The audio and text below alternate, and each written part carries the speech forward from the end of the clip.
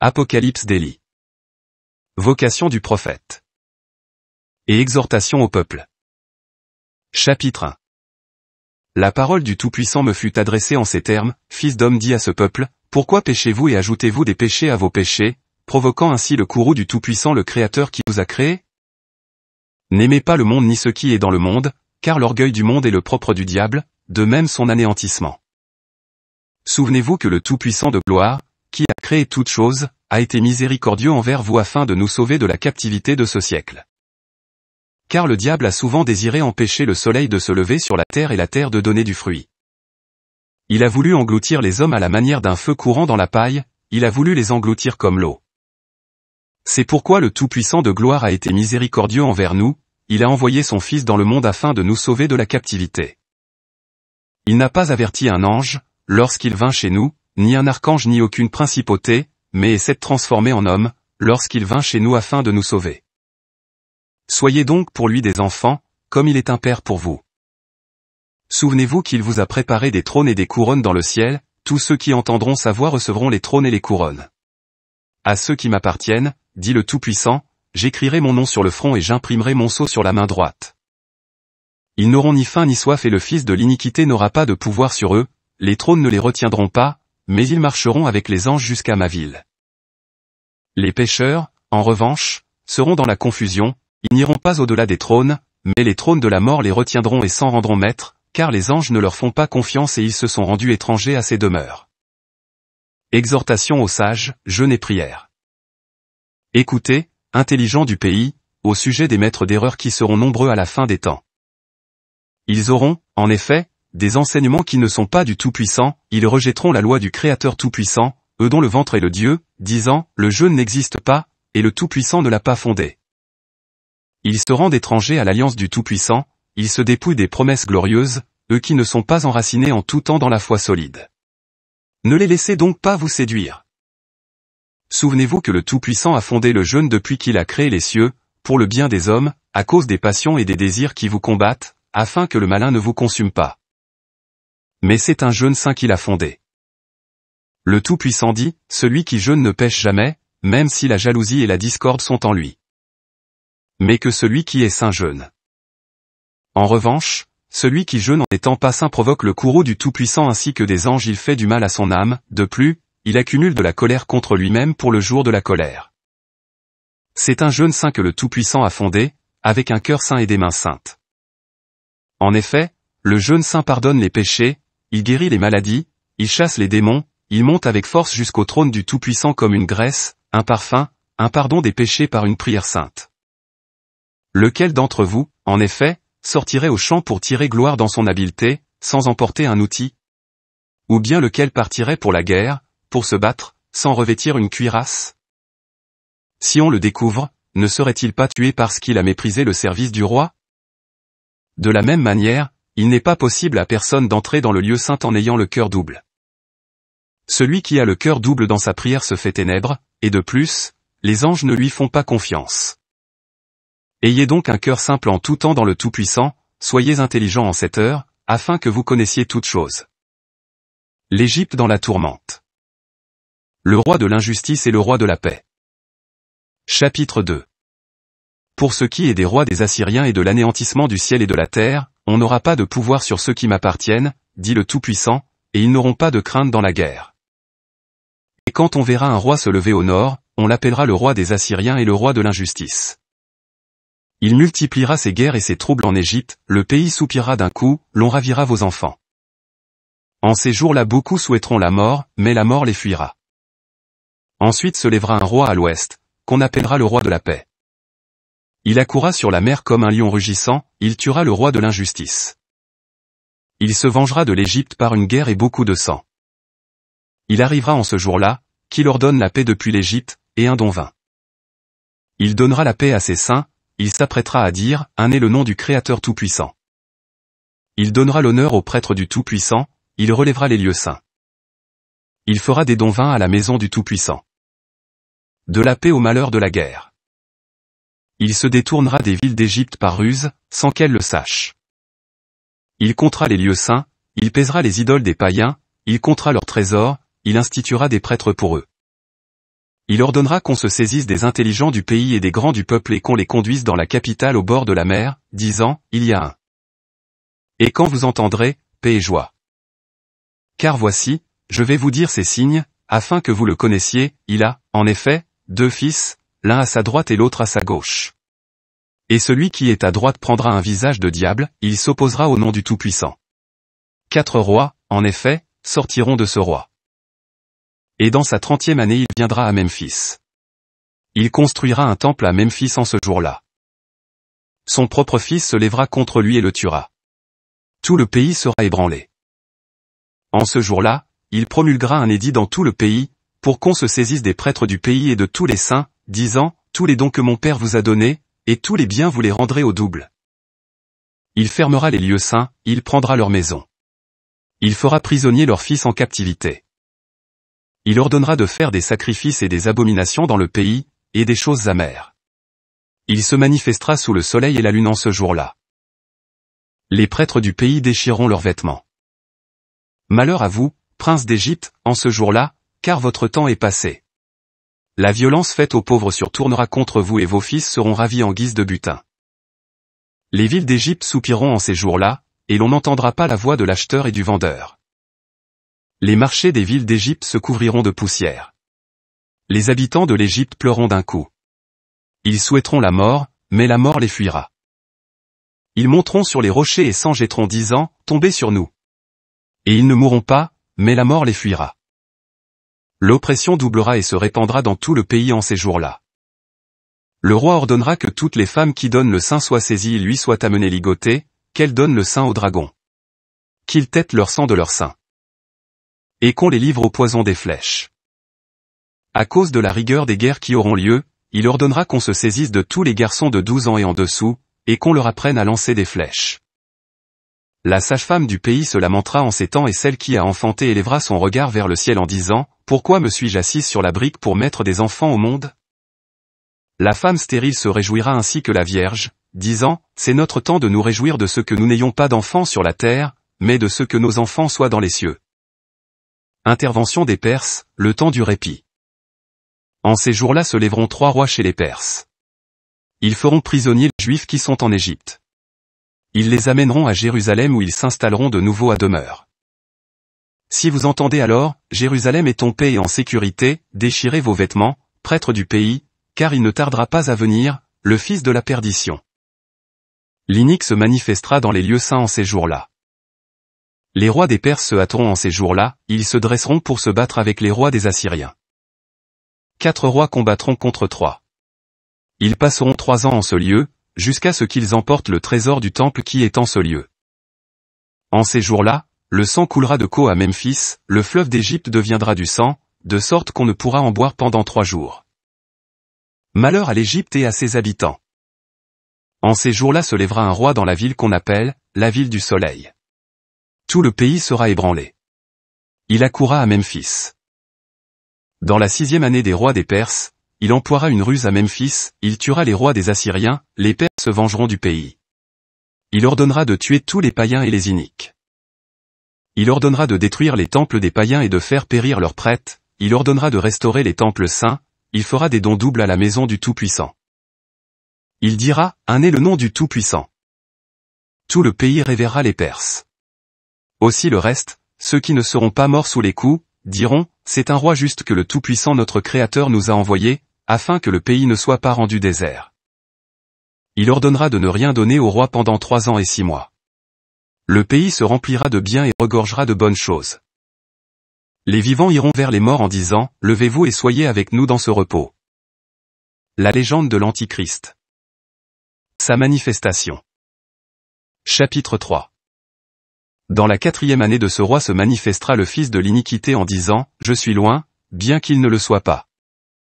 Ne croyez pas en lui. Quand loin viendra, il viendra comme une volée de colombes, la couronne de colombes l'entourera. Il marchera sur les nuées du ciel et le signe de la croix le précédera. Le monde entier le verra, comme le soleil qui resplendit depuis les régions du levant jusqu'aux régions du couchant. De cette manière il viendra, entouré de tous ses anges. Le fils de l'iniquité s'apprêtera de nouveau à se dresser dans le lieu saint. Il dira au soleil, tombe. Et il tombera. Il dira, resplendis, et il le fera, il dira, deviens ténèbres, et il le fera. Il dira à la lune, deviens sang, et elle le fera. Il parcourra le ciel avec eux. Il marchera sur la mer et sur les fleuves comme sous la terre ferme. Il fera marcher les paralysés, il fera entendre les sourds, il fera parler les muets, il fera voir les aveugles, il rendra purs les lépreux. Il guérira les malades, ceux qui sont démoniaques, il les délivrera. Il multipliera ses signes et ses prodiges devant chacun. Il fera les choses que loin a faites, excepté la résurrection des morts. C'est à cela que vous connaîtrez qu'il est le fils de l'iniquité, car il n'a pas de pouvoir sur l'âme. Car je vais vous dire ces signes, afin que vous le connaissiez. C'est un petit pélègue, jeune aux jambes grêles, sur le devant de sa tête, il y a une touffe de cheveux blancs comme un chauve, ses sourcils vont jusqu'aux oreilles, sur le devant de ses mains, il y a une tache de lèpre. Il se transformera devant vous, tantôt il deviendra un vieillard et tantôt il deviendra un jeune enfant, il se transformera dans tous ses signes, mais les signes de sa tête il ne pourra pas les transformer. C'est à cela que vous connaîtrez qu'il est le fils de l'iniquité. Première opposition à l'Antichrist, la Vierge Tabitha. La Vierge dont le nom est Tabitha entendra que l'impudence est manifestée dans le lieu saint. Elle revêtira sa robe de lin et accourra en Judée. Elle l'insultera jusqu'à Jérusalem, en disant: Ô impudent, ô fils de l'iniquité, ô ennemi de tous les saints. Alors l'impudent se mettra en colère contre la Vierge, il la poursuivra jusque dans les régions du couchant. Il sucera son sang à l'heure du soir, il le jettera sur le temple. Et il deviendra salut pour le peuple. Elle se relèvera à l'heure du matin, elle sera vivante et elle l'insultera en disant: Impudent, tu n'as pas de pouvoir sur mon âme ni sur mon corps, car je vis en tout temps dans le Tout-Puissant. Et encore, tu as jeté mon sang sur le temple et il est devenu salut pour le peuple. Deuxième opposition à l'Antichrist, Élie et Énoch. Alors Élie et Énoch, entendant que l'impudence est manifestée dans le lieu saint, descendent pour le combattre, en disant: N'as-tu donc pas honte de te joindre aux saints, alors que tu es un étranger en tout temps? Tu es devenu l'ennemi des célestes et tu le es devenu des terrestres. Tu es devenu l'ennemi des trônes. Tu le es devenu des anges. Tu es un étranger en tout temps. Tu es tombé du ciel à la manière des astres du matin. Tu as été transformé, ta tribu est devenue ténèbres. N'as-tu donc pas honte de te joindre au Tout-Puissant, quoique tu sois un diable? L'impudent entendra et se mettra en colère et les combattra sur le marché de la grande ville. Il sera 7 jours à les combattre, puis il les tuera. Ils resteront 3 jours et demi, morts, sur le marché et tout le peuple les verra. Mais le 4e jour ils se relèveront et ils l'insulteront, en disant: Ô impudent, ô fils de l'iniquité, n'as-tu donc pas honte de séduire le peuple du Tout-Puissant pour lequel tu n'as pas souffert? Ne sais-tu pas que nous vivons dans le Tout-Puissant pour t'insulter chaque fois que tu dis: J'ai eu le pouvoir sur ceci? Nous allons déposer la chair de ce corps et te tuer, sans qu'il te soit possible de parler en ce jour-là. Car nous vivons dans le Tout-Puissant un tout temps, et toi tu es l'ennemi en tout temps. L'impudent entendra et se mettra en colère et les combattra, toutes les villes les entourera. En ce jour-là ils pousseront des cris de jubilation vers le ciel, ils resplendiront et le monde entier le verra. Le fils de l'iniquité n'aura pas de pouvoir sur eux. Persécution des saints. Il se mettra en colère contre le pays et cherchera à pécher au détriment du peuple. Il poursuivra tous les saints et ils seront amenés ligotés avec les prêtres du pays. Il les tuera, il les fera périr. Il ordonnera que leurs yeux soient brûlés avec une foreuse de fer, il enlèvera la peau de leur tête, il arrachera leurs ongles un à un. Il ordonnera qu'on verse dans leur nez du vinaigre et de la chaux.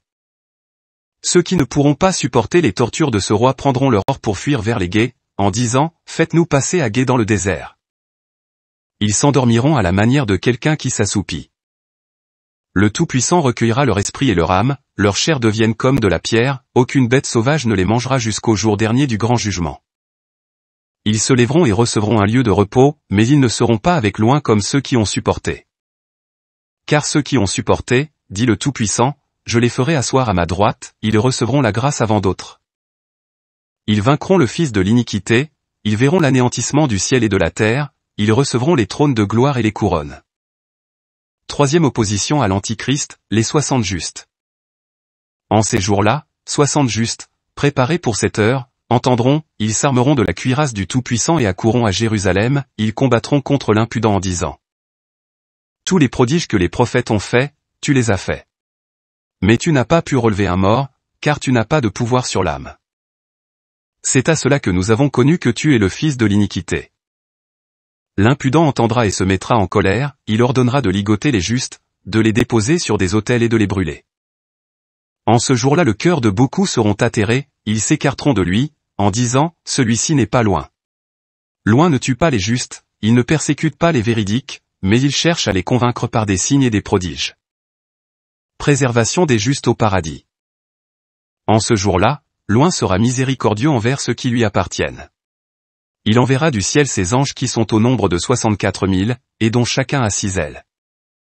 Leur voix remuera le ciel et la terre lorsqu'ils loueront et rendront gloire. Ceux sur le front desquels est écrit le nom de loin et sur la main droite desquels il y a le sceau.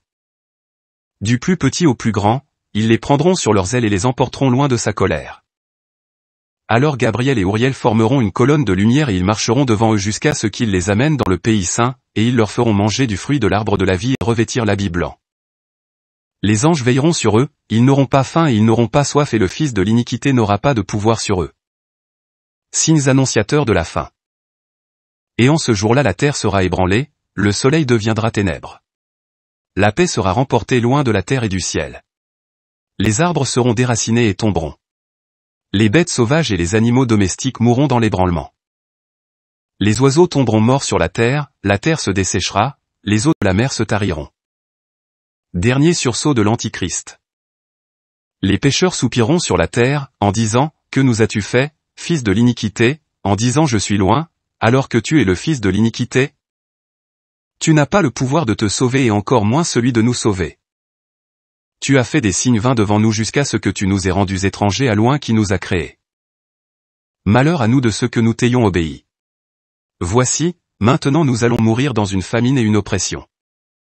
Où est donc maintenant la trace d'un juste, que nous le reverrions? Ou bien où est-il, celui qui nous enseigne que nous l'appelions? Voici, nous allons périr par la colère, car nous avons été désobéissants envers le Tout-Puissant. Nous sommes allés dans les endroits profonds de la mer et nous n'avons pas trouvé d'eau.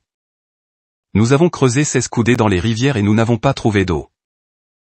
Alors l'impudent pleurera un ce jour-là disant, malheur à moi aussi, de ce que mon temps soit passé.